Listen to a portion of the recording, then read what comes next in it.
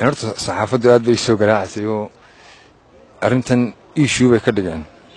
dhinaca kale marka laga eego horta wax internal problems ma jiraan xidigaha geeska muran gudaha ma jiro dhinaca kale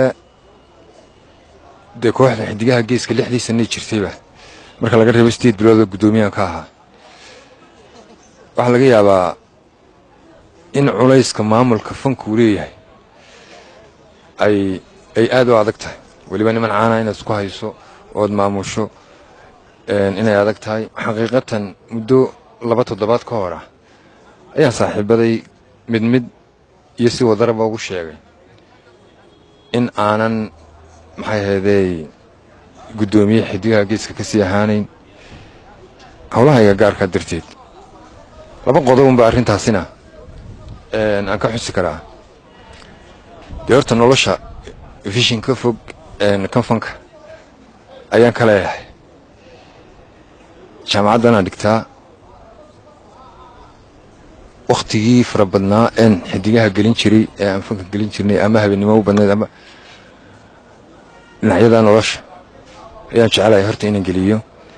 marka laga yimaado taa qodob kale oo muhiim ah jira oo sababay inaan maxay heeday hawsha ka yar nasto aan waxa iskaynin family man ciyaalkaygu ingiriiska ku nooleen deganayeen gabi ahaan waan ka soo raray halkan imika degan yihiin waxay u baahan yihiin waqti la siiyo waxay u baahan yihiin madrasad la geeyo waxay u baahan yihiin dugsi la geeyo arrimahaas oo dhan waxay keeneen in shakhsi ahaan aan isku wadi kari waayo hawlihii kooxda taagnaa markasta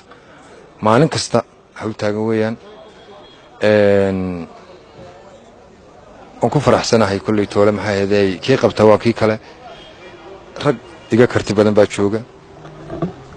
xidigaha geeskuna waa dallad waa dhalinyaro ay hibadu madaysay way jirayaan oo way isku mabda anu haddaan xilka ka tegin xubinimo kama tegin wixii tale iyo wixii tusaalaan waan la garab taaganahay laakiin xilgudasho la'aantu hadday noqoshay saaxiibada in nolosha gaarka kaga mashquulo dee anu ma garan